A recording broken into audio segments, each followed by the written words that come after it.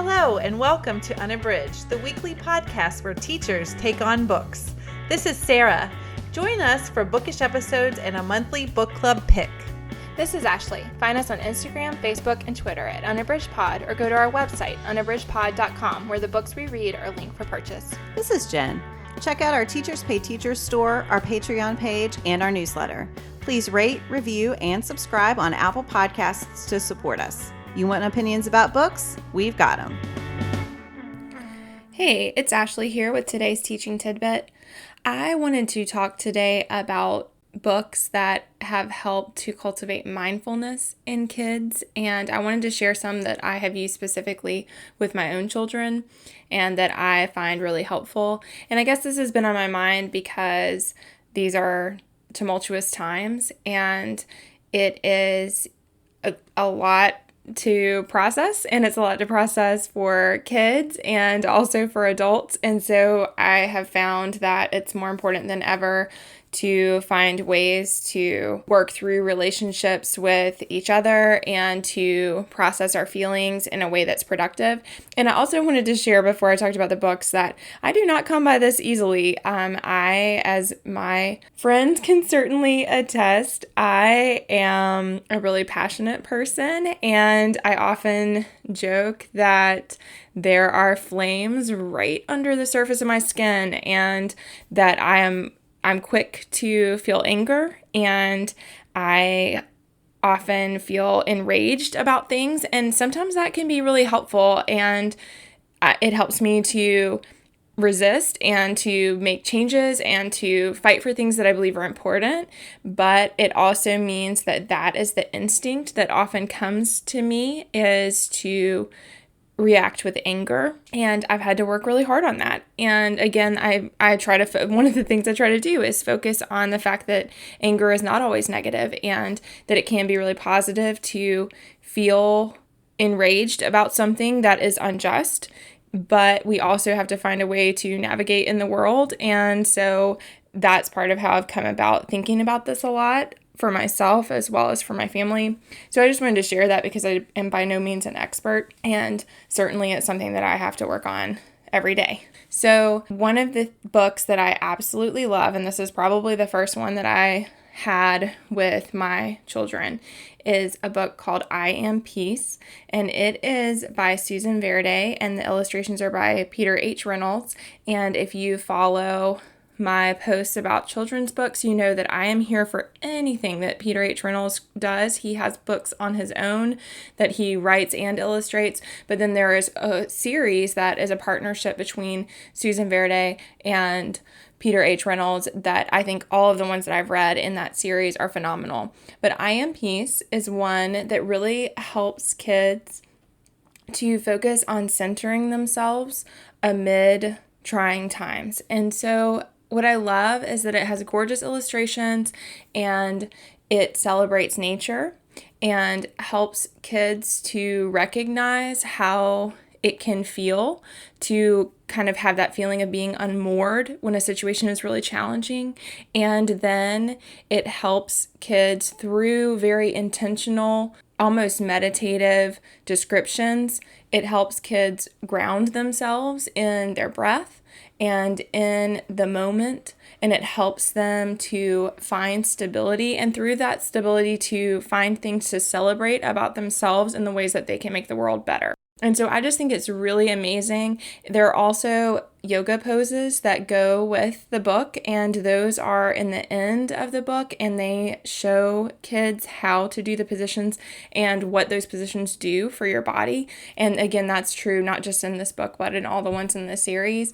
But I just really love that. First of all, I love the connection between what's being shared in the book and then things that they can do as far as physical activity. I'm a huge advocate of yoga, and I love doing that with young kids also. I think that it's something that comes naturally to kids, and it's great for them to start at an early age. And as an aside, if you have not checked out Cosmic Yoga they have a YouTube channel. They have really great Cosmic Kids Yoga.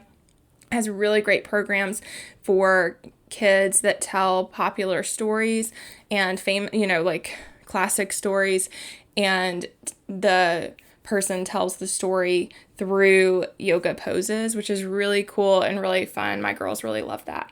So that's one that I wanted to share. And another, and again, I love that whole series. We have at home, we have I Am Human, I Am Love, and I Am Peace. And there are others in the series as well.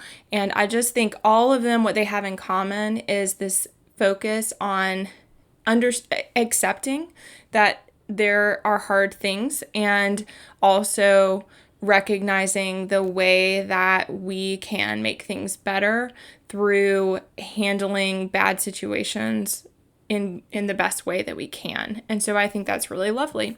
And the other one I wanted to share today is Brendan Wenzel's A Stone Sat Still. He has several books as well. And again, of all the ones I have read of his, I would recommend them. We also have They All Saw a Cat, and really love that one. But what I love about A Stone Sat Still is that it is a celebration of nature, and it focuses on a stone and the ways that all the different creatures who live in that ecosystem relate to the stone. And what I love about it is it shows that the stone is relative to all the things around it, and that the stone can be so many different things for all of the different creatures. And I think that what I love is this, it opens up kids to a really abstract concept, which is that the things that we experience are relative to the way that we see them. And I think that's really great for kids to see. And I think it connects to this idea of mindfulness, because it helps us to see that what can feel absolutely impossible or really overwhelming might seem different to someone else. It helps us to understand other people better, and it also helps us to put our problems in perspective and to recognize that while we may feel a certain way toward something that is happening, it doesn't mean it's going to be that way forever. And it doesn't mean that everyone else is having that same reaction to it. And I think all of that is really beautiful for kids to see. And again, I love that it connects nature to experience. This story really celebrates the natural world and shows the amazing ecosystem and the ways that all of the animals and the vegetation and the water, like how all of it connects to each other, but it also invites the reader into the experience. And finally, I think that what I love about the book is it introduces to kids the idea that things can be both fleeting and also permanent. And I love the way it celebrates nature and the idea of something like a stone that, of course, changes over time, but that is lasting and has a connection to permanence through the natural world. And I think all that is really beautiful. And I think it goes back to connecting to mindfulness and to awareness of being in yourself and accepting where you are in the world. And so I think all that's really amazing. I love those books. I would love to know what recommendations you have for books for mindfulness. And finally, I wanted to share 2 other quick things that I have loved with my own kids. One is the Calm app. I use that for myself, and I also use it with my kids. And it has meditations, it has sleep stories, it has a lot of things that can really help kids process their emotions and calm themselves and listen to their bodies and respect the feelings that they have. And so I think all that's really beautiful. And I mentioned earlier that we really love the Cosmic Kids Yoga. So that's another good thing to try if you're looking for some ways to integrate some breathing exercises into your time with your kids. So I hope that helps.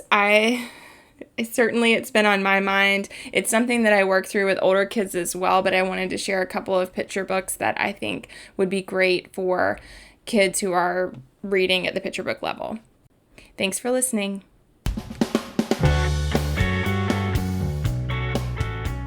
Do you have comments or opinions about what you heard today? We'd love to hear them. You can find us on Instagram, Facebook, and Twitter at Unabridged Pod, or on the web at unabridgedpod.com for a list of ways to support us. We'd like to thank Jared Featherstone, who composed our theme music, Strings of Light, and Katie Amy of Amy Photography, our podcast photographer. Thanks for listening to Unabridged.